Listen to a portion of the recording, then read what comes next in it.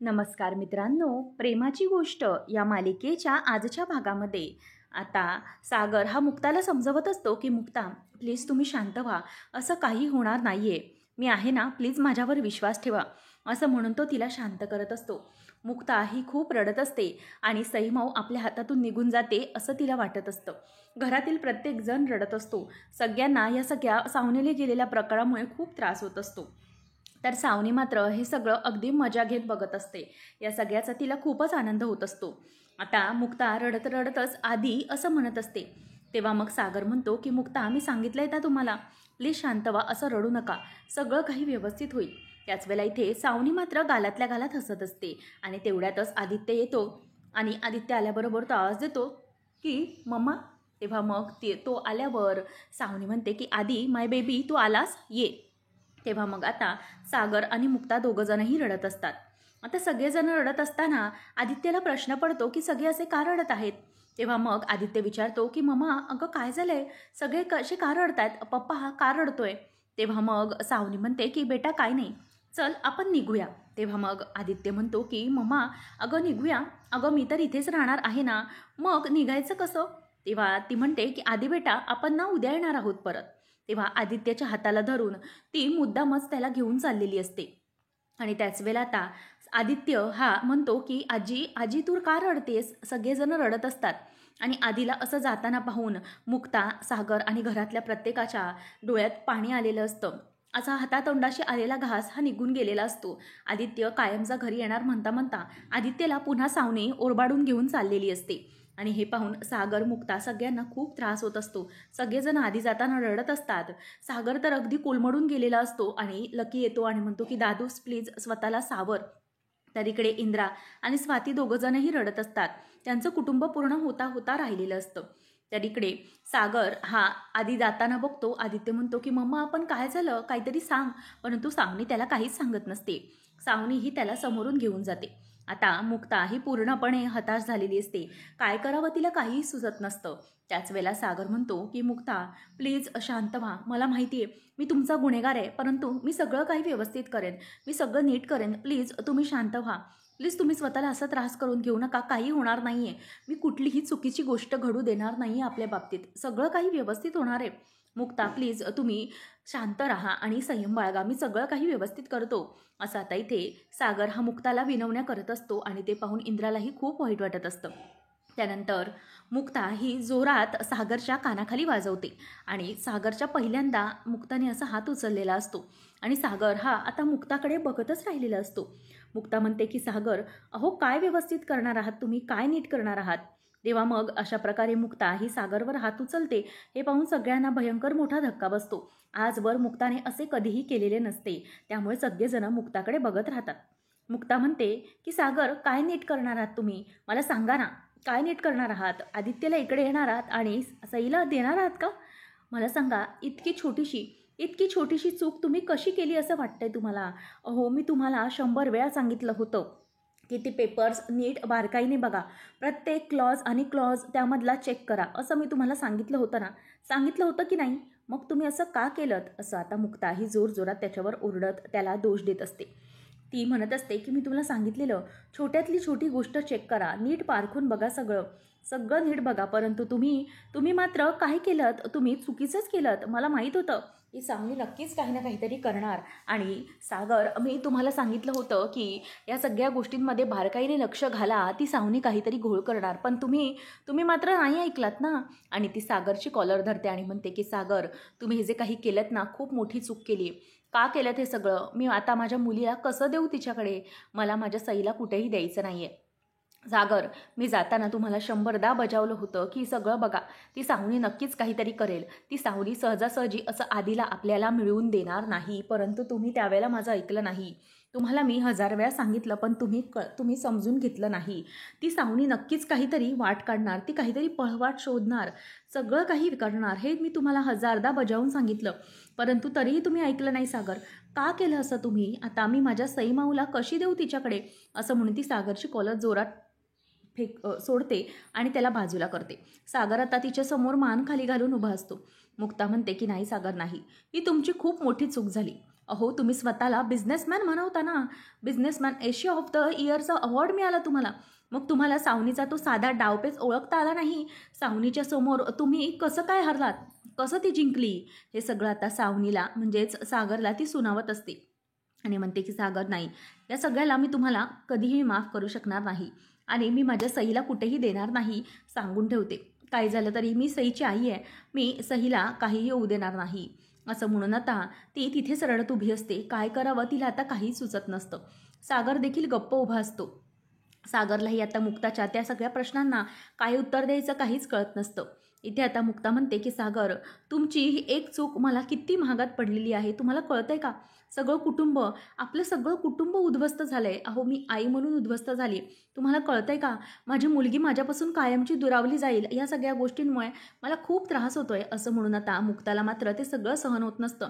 रडून रडून ती आता डोळ्यातलं अश्रूच पूर्ण सुकून चाललेले असतात. ती तिथेच रडत बसलेली असते. त्याच वेळेला मग आता इथे ती म्हणते की नाही सागर, नाही, लक्षात ठेवा, इथून पुढे आता मी तुम्हाला माफ करणार नाही. तुम्ही हे जे काही केलंय ना, यामुळे माझी सई माऊ आणि मी माझी कायमची ताटातूट होऊ शकते. आपलं कुटुंब एकत्र येणार होतं ना सागर, आदित्य येणार होता, आदित्य हे येऊन सगळं काही व्यवस्थित होणार होतं, आपली दोन्ही मुलं एकत्र येणार होते. परंतु तुम्ही या सगळ्याचा घात केलाय सागर. तुमच्या एका चुकीमुळे, एका नजर चुकीमुळे इतका मोठा अनर्थ घडून बसला आहे की आता माझं कुटुंब उद्ध्वस्त झालं आहे, कसं एकत्र आणू मी, असं म्हणून ती रडते. आणि मग इथे आता इंद्रा आणि स्वाती तिला समजवायला येतात.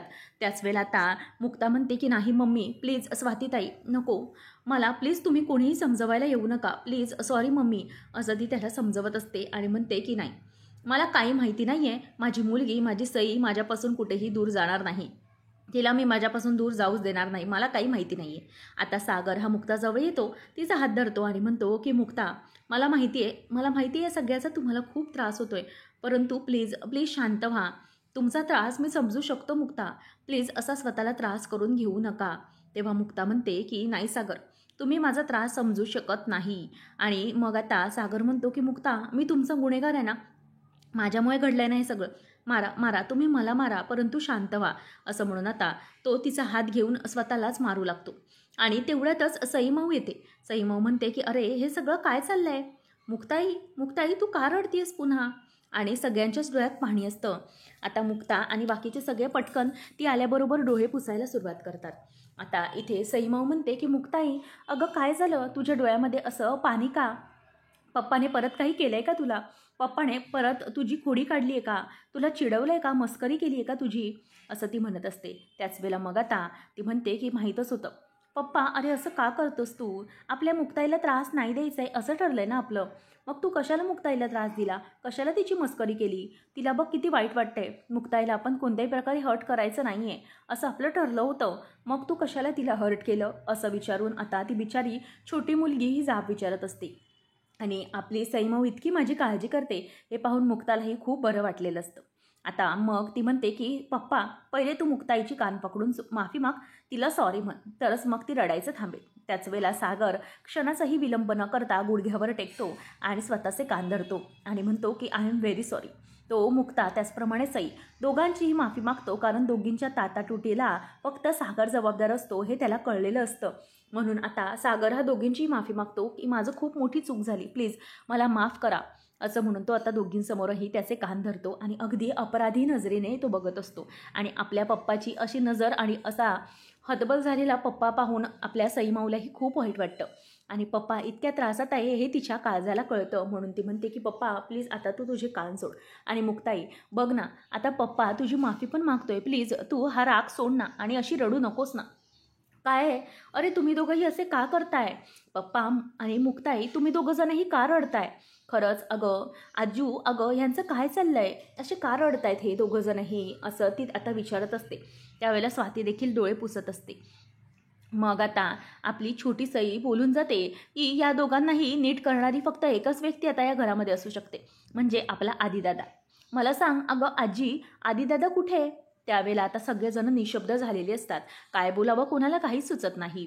तेव्हा ती म्हणते की सांग ना स्वाती, तू सांग ना आजी, लकी काका, अगं आपला आदिदादा कधी येणार आहे? तो येणार होता ना, कधी येणार आहे तो? असा प्रश्न सईमाऊ करत असते आणि कोणालाही काही उत्तर देता येत नसतं. त्याच वेळेला मग सई म्हणते की अगं आजी, तुला माहिती आहे का, मला आज आता पहाटे स्वप्न पडलं की ना आपला आदिदादा ना घरी आलेला आहे आणि आदिदादा घरी येतोय आणि मला उठवत होता, सई उठ उठ सई, मग बघ मी आलोय, तुझा आदिदादा सकाळी सकाळी तुला भेटायला आलाय, असं मला स्वप्न पडलं होतं. आणि त्याच वेळेला मग आता इथे मुक्ताच्या लक्षात येतं की आदित्य हा सकाळी आलेला असताना सई कुठे असं विचारल्यावर मुक्ता त्याला म्हणालेली असते की आदी बेटा जा, सई माझ्या खोलीत झोपली आहे, परंतु जा तू तिला उठव, उठल्यावर जेव्हा तुला सकाळी ती बघेल ना तेव्हा तिला खूप आनंद होईल, असं म्हणून आदित्यला मुक्तानेच सईच्या रूममध्ये पाठवलेलं होतं आणि तो काही स्वप्न नव्हतं तर ते सत्य होतं. खरंच आदित्य हा सईला उठवत होता. त्यानंतर आता मुक्ता म्हणत असते की हे स्वप्न होतं ना, खरंच हे स्वप्न होतं ना, तेव्हा बिचारी इंद्रा देखील म्हणते की हो हो सई बाळा, हे स्वप्नच होतं. आणि ती म्हणते की असं म्हणतात सकाळची स्वप्न पूर्ण होतात, तर माझं हे स्वप्न पूर्ण होईल ना, माझा आदिदादा मला भेटायला येईल ना, असा प्रश्न ती विचारत असते. त्याच वेळेला आता मुक्ताला बघतच आपली इंद्रा म्हणते की होय गं माझी चिंबोरी, तुझं हे स्वप्न होतं ना आणि हे तुझं स्वप्न नक्कीच खरं होणार, काळजी करू नको, असं म्हणून ती तिला आता जवळ घेत असते. आणि मुक्ताला देखील खूप रडायला येत असतं. आपली सई माऊ ही इतकं निरागसपणे असे सगळे प्रश्न विचारते आणि त्या प्रश्नांना काय उत्तर द्यावं असं तिला कळत नसतं. इंद्रा ही तिला मिठी मारते आणि म्हणते की माझ्या चिंबुरीचं स्वप्न नक्की पूर्ण होणार, आपला आदिदादा येणार आहे, हां आपले आदिदादा ना उद्या येणार आहे, असं ती तिला खोटं खोटं सांगते. त्यानंतर मग आता सईचं तर आनंद पाहिल्यानंतर मुक्ता ही सागरकडे बघते आणि तिच्याकडे ते अगदी अपराधी भावनेने बघत असते. त्याच वेळेला सागर हा तिकडून उठून निघून जातो आणि मुक्ता पुन्हा रडायला सुरुवात करते, कारण मुक्ता ही सागरवर पहिल्यांदा हात उचलते, त्याचाही तिला खूप त्रास झालेला असतो आणि त्याने तिला खूप वाईट वाटलेलं असतं. सगळेजण आता रडत असतात आणि सई माऊ मात्र शांत असते. मुक्ता सईला बघतच तिच्याकडे बघत स्वतःचे डोळे पुसून घेते, कारण काही झालं तरी सईला हे सगळं माहीत पडून द्यायचं नसतं. तर इकडे ही निर्लज्ज सावनी ही आपल्या आदित्याची बॅग घेऊन पुन्हा हॉटेल रूमवर आलेली असते. ती रूमवर येते आणि पाणी भरलेलं असतं ते पाणी घेते आणि प्यायला लागते. आणि त्याच वेळेला आदित्यही येतो, परंतु आदित्यला असं तडकाफडकी पुन्हा का आणलं याचा प्रश्न त्यालाही पडलेला असतो. त्यामुळे आदित्य विचारतो की मम्मा मला प्लीज जरा सांगशील का की आपण पुन्हा इथे या रूमवर का आलो आहे? अगं आपण तर तिकडेच, म्हणजेच तू मला तिकडे सोडणार होतीस ना पप्पाकडे, काल मला तू रात्री सांगितलंस की तुला आता तिथेच पप्पाकडे राहायचं आहे, मग हे सगळं काय झालं, तू मला इथे पुन्हा का घेऊन आलीस मला कळत नाही. त्याच वेळेला आता मी तिथे राहिलो असतो ना, तेव्हा मग सावनी म्हणते की अच्छा, म्हणजे तुला तिकडे जायचंच आहे कायमचं, तुला माझ्याकडे यायचंच नाही आहे का, मी तुला उद्या सोडणार आहे, तू एक दिवस माझ्याजवळ आणखी राहणार आहेस. तेव्हा आदित्य म्हणतो तसं नाही ग, तू मला सोडायला गेलेलीस ना, सई माऊ माझी वाट बघत होती ना म्हणून मी म्हणालो. तेव्हा मग सावनी म्हणते की नाही, अरे मला तर वाटलं की तुला माझ्याबरोबर राहायला आणखी आनंद झाला असेल, एक दिवस तू माझ्याबरोबर राहशील तर तुला आनंद होईल, परंतु मला तर तसं काहीच दिसत नाही आहे, तुला माझ्याबरोबर राहायचं नाही आहे असंच वाटतंय मला, हो की नाही? नाही, तुलाही तेच आहे, तुलाही तुझ्या मम्माला सोडून जाण्याची घाई लागली आहे बरोबर ना, तुलाही त्याच्याबरोबर राहायचं नाही आहे, तुला इथे तुझ्या त्या पप्पाबरोबर राहायचं आहे आणि त्या मुक्ता आंटीबरोबर, आणि माझी तुला काहीच किंमत नाही आहे, जाऊ दे, तुला जायचं असेल ना तर जा, तू पण जाऊ शकतोस, माझी काही हरकत नाही, असं मुद्दाम सावनी पुन्हा त्याच्याशी इमोशनल गेम खेळते. आणि त्याच वेळेला इथे आता आदित्यला वाईट वाटतं की सावनीलाही हर्ट झालं आहे. त्यामुळे आता आदित्य म्हणतो की मम्मा सॉरी, माझं चुकलं, मला तसं म्हणायचं नव्हतं ॲक्च्युली, कारण तू तिथे मला सोडणार होतीस ना म्हणून मी असं बोललो, असं सगळं आता तो बोलून दाखवत असतो. आणि त्यानंतर मग इथे आदित्यला ती जवळ घेते आणि त्यानंतर आदित्यच्या जवळ घेतल्यानंतर ती मनातच स्वतःला म्हणते की आदी, तुला माहिती नाही आहे मी उद्या काय करणार आहे ते, इथे तू आज आहेत परंतु उद्या याच जागी सई असेल, याच जागी तू तिकडे असशील आणि सईला मी इकडे घेऊन आलेली असेल, असं सावनी आता मनातच म्हणत असते. त्यानंतर इकडे आता सागरने पुन्हा एकदा सावंत वकिलांना बोलावून घेतलेलं असतं आणि पुन्हा ते पेपर्स चेक करत असतात की नक्की या पेपर्समध्ये काय घोळ आहेत. आणि म्हणून आता सावंत वकील ते पेपर्स वाचायला लागतात आणि म्हणतात की सर अहो हे तर पेपर पूर्णपणे वेगळे आहेत, जे आपण क्लॉज वाचले होते ते क्लॉज तर या पेपर्समध्ये नाहीच आहेत, अहो हे तर पूर्ण वेगळे आहेत, म्हणजे हे पेपर्स चेंज करणारा आलेत असंच मला वाटते. त्यावेळेला मुक्ता म्हणते की हे पेपर्स कसे चेंज केले पण तिने, यामध्ये तुम्हाला काहीही कळलं नाही का, हे पेपर्स ती कसे चेंज करू शकते? तेव्हा वकील म्हणतात की सागर सर यात आपण आता काही करू शकत नाही, हे पेपर्स आपल्याला द्यावेच लागतील, म्हणजेच आपल्याला सईची कस्टडी तिच्याकडे द्यावीच लागणार आहे. त्याच वेळेला इंद्रा म्हणते वकील साहेब, तुम्ही काय बोलताय? तुम्हाला तरी कळतंय का? अहो, ती माझी सई माऊ आहे, मुलगी आहे माझी. ती कुठली वस्तू आहे का तिला देऊन टाकायची? त्याच वेळेला मग आता सईला म्हणजे सई देणार म्हणून मुक्ता म्हणते की नाही, असं अजिबात होऊ देणार नाही मी. मी माझ्या सई माऊला कुठेही जाऊ देणार नाही. ती माझी मुलगी आहे आणि ती माझ्यापासून मी अजिबात दूर करणार नाही. तुम्हाला जमत नसेल ना, तर ठीक आहे, तसं सांगा. मी दुसरा चांगला एखादा वकील बघते. असं म्हणून मुक्ता आता आपल्या कॉन्टॅक्ट्समधल्या वकिलांना संपर्क साधू लागते. ह्याच वेळेला मग आता मुक्ता ही कॉल करते आणि सुरुवातीला एका सिनियर वकिलाला कॉल लावते. त्याचा फोन बंद असतो. मग नंतर मुक्ता म्हणते की हे फोन बंद कसे ठेवू शकतात? नंतर मग तिच्या लक्षात येतं की बाबांच्या ओळखीमध्ये एक भार्गव वकील आहेत, त्यांचे मित्र आहेत, ते सिनियर आहेत. त्यामुळे मग आता ती त्यांना कॉल लावते आणि म्हणते की सर, जरा एक काम होतं. भार्गव काका, मी मुक्ता बोलतीये, पुरुषोत्तम गोखलेंची मुलगी. माझं एक मोठं काम होतं. माझी ना ॲक्च्युली एक अर्जंट केस आहे माझ्या कुटुंबातली, ती तुम्हाला द्यायची होती. त्याबद्दल प्लीज आपण बोलू शकतो का? त्याच वेळेला समोरून ते म्हणतात की ॲक्च्युली मुक्ता, मी बाहेरगावी आहे. मी नेक्स्ट वीकमध्ये येईन, तेव्हा आपण याबद्दल डिस्कस करू. तेव्हा मात्र मुक्ताचा निराश होतो, कारण ते या वीकमध्ये जवळ नसतातच. मग आता मुक्ता कॉल ठेवते आणि मुक्ता म्हणते की हे सगळं काय आहे? अचानक सगळे वकील असे कसे काय म्हणजे कामाला येत नाही आहेत? मला ना खरंच या सगळ्याचा खूप त्रास होतो आहे आता. सागर म्हणतो की मुक्ता, प्लीज शांत व्हा, काळजी करू नका. मी आणखी एका वकिलाशी पण बोललेलो आहे, माझा त्यांच्याशी कॉन्टॅक्ट झाला आहे, आपले पेपर्स पाठवलेत. तेवढ्यातच त्याच वकिलाचा कॉल येतो. सागर म्हणतो की बघा, त्यांचाच कॉल आला आहे, मी बोलतो. असं म्हणून आता सागर बोलायला लागतो. तेव्हा ते वकील म्हणतात की मिस्टर कोळी, मी तुमचे पेपर सगळे वाचलेले आहेत. मग मला सांगा की तुम्ही म्हणजे तिने तुमच्यावर कुठल्याही प्रकारची जबरदस्ती किंवा काही करून पेपर्सवर सह्या करायला सांगितल्या होत्या का? तेव्हा मग सागर म्हणतो की नाही, असं काही नाही. मग तो वकील म्हणतो की मग तुम्ही अशा पेपर्सवर सह्या कशा केल्यात? तुम्ही पेपर्सवर सह्या करताना नशेत वगैरे होतात का? तेव्हा मग सागर म्हणतो की अहो वकील साहेब, हे काय बोलताय तुम्ही? मी व्यवस्थितच होतो. त्याच वेळेला मग आता वकील म्हणतात की तुम्ही पेपर्सवर सह्या केल्यात, आता आपण काहीही करू शकत नाही, कारण हे सगळे लिगल पेपर्स आहेत आणि याच्यावर तुम्ही व्यवस्थित अशा सह्या केल्यात. शिवाय आपल्याला तुम्हाला जे काही पेपर्स दिलेत आणि दुसरे तुम्हाला जे रीड करायला दिले, ते दोन्ही पेपर्स सारखेच आहेत. त्यामुळे दोन्ही ठिकाणी तेच पेपर्स असल्यामुळे कुठल्याही गोंधळाची अपेक्षा नाही आहे. हे सगळे पेपर कायदेरित्या क्लिअर आहेत आणि तुम्हाला मुलगीही द्यावीच लागेल, असं सगळं त्यामध्ये नमूद केलं गेलं आहे. आता हे ऐकल्यावर सागरकडे दुसरा कुठलाही उपाय राहत नाही. सागरला आता या सगळ्याचा खूप मोठा धक्का बसलेला असतो. तेवढ्यातच मिहीर आणि कोमल दोघंजणही येतात. आता कोमल म्हणते की दादूस, हे सगळं काय होऊन बसलं रे? आणि तिलाही आता खूप टेन्शन आलेलं असतं. त्याच वेळेला आता मिहीर आलेला असतो. मिहीर म्हणतो की हे सगळं अजिबात बरोबर नाही आहे. आता मुक्ता रडायला लागलेली असते. काय करावं तिला काहीच कळत नाही. ती डोक्याला हात लावून नुसती रडत असते आणि म्हणते की नाही, माझ्या सईला मी कुठेही लांब जाऊ देणार नाही. तेव्हा आता मिहीर म्हणतो की नाही दादूस, नाही, बस झालं, आता मी हे सहन करणार नाही. आणि मग आता मिहीर म्हणतो की हे बघ वहिनी, तू काळजी करू नकोस. मी सईला असं कुठल्याही प्रकारे कुठेही जाऊ देणार नाही. मी त्या सावनीशी बोलतो, तिला जे हवं आहे ते काही देतो, परंतु तिला सईला घेऊन जाऊ नको असं सांगतो. मग आता इथे सावंत वकील म्हणतात की हो, आपल्याकडे दुसराही तसा काही पर्याय नाही. तेव्हा मग मिहीर म्हणतो की तिला मी बहीण मानायला हवं, हेच हवं आहे ना तिला, की तिला बहिणीचे सगळे काही अधिकार हवेत, तिला जे काही हवं आहे मी सगळं काही देईन तिला, परंतु तिला मी सांगेन की माझ्या सईला कुठेही माझ्या कुटुंबातून लांब घेऊन जाऊ नकोस. असं म्हणून तिथून आता तो निघून जातो आणि सागर त्याच्या मागे मागे जातो.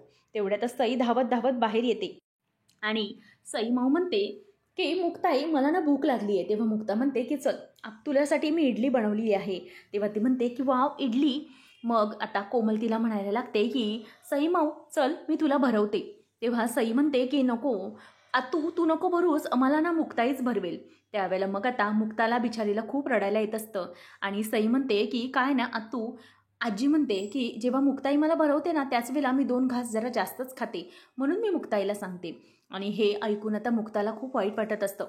मुक्ता म्हणतेस की सई माऊ चल, मी भरवते तुला. आणि मग ती सईला भरवायला घेऊन चाललेली असते आणि बाकीच्या सगळ्यांच्या डोळ्यात पाणी येत असतं, कारण सईचं मुक्ताशिवाय पान देखील हलत नसतं हे सगळ्यांना माहीत असतं. आणि जेव्हा सई ही मुक्ता सईला भरवायला घेऊन जाते, तेव्हा सगळेजण रडत असतात, सगळे हतबल असतात. आता सावंत वकील देखील म्हणतात की मी येतो, आणि ते आता सॉरी म्हणून तिथून निघून जातात. आणि मग मुक्ता सईला म्हणते की सई माऊ बस, इथे ये बस. असं म्हणून आता ते तिला बसायला सांगते.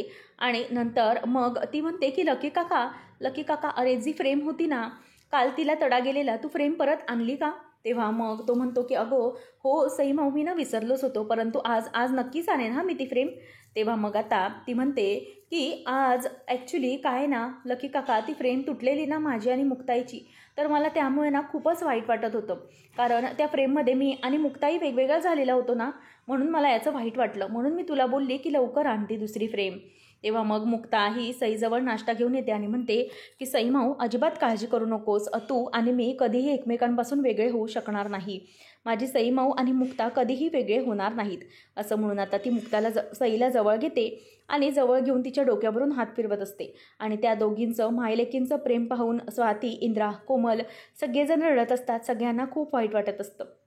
तेव्हा मग आता मुक्ता म्हणते की चल सई माऊ, चल आता नाश्ता करून घे, असं म्हणून तिला नाश्ता भरवत असते. त्याच वेळेला आता सगळेजण तिथे असतात आणि डोळे पुसून सईजवळ येतात. आणि मग मुक्ता आता तिला नेहमीप्रमाणे भरवू लागते आणि मुक्ताचा हातून खात असताना सईलाही खूप आनंद होत असतो. आणि कोमल जाते आणि कोमल पाण्याचा ग्लास देऊन सईजवळ ठेवते. तर इथे मुक्ताही तिला अगदी प्रेमाने भरवत असते, कारण मुक्ताला खूप भीती वाटत असते की आपली सई माऊ आपल्यापासून हिरावली जाते का. आता सागरच्या डोळ्यात पाणी आलेलं असतं. काय करावं हे त्याला काही सुचत नाही, कारण त्याच्या एका मोठ्या चुकीमुळे आज ही शिक्षा मुक्ताला आणि सईला मिळणार असते. आता इंद्राही सागरजवळ जाते, त्याचं सांत्वन करते. तेव्हा मग सागर म्हणतो की मम्मी, माझ्याकडे सगळं आहे, पैसा आहे, घर आहे, सगळं आहे, परंतु माझं कुटुंबच एकत्र नाही आहे गं. माझं कुटुंब उद्ध्वस्त होण्याची आज वेळ आलेली आहे, तर या सगळ्या पैशाचा काय उपयोग, सांग ना मम्मी, असं म्हणून तो रडायला लागतो. आणि मी हरलो ग, आज हरलो, असं म्हणून रडत असतो. आता इथे मुक्ता ही तिथे तिला भरवत असताना सागर हा मम्मीला म्हणजे इंद्राला मिठी मारतो आणि जोरजोरात रडत असतो. तर आता पुढच्या भागामध्ये आपल्याला पाहायला मिळणार आहे की मिहीर हा सावनीशी बोलून आलेला असतो आणि मिहीर म्हणत असतो की हे बघ दादूस, काहीच उपयोग होणार नाही आहे, त्या सईला आपल्याला दिल्याशिवाय काहीच पर्याय नाही आहे, तिने अशी कंडिशनच निर्माण करून ठेवली आहे, ती काही झालं तरी आपल्याला सईला द्यावंच लागणार आहे.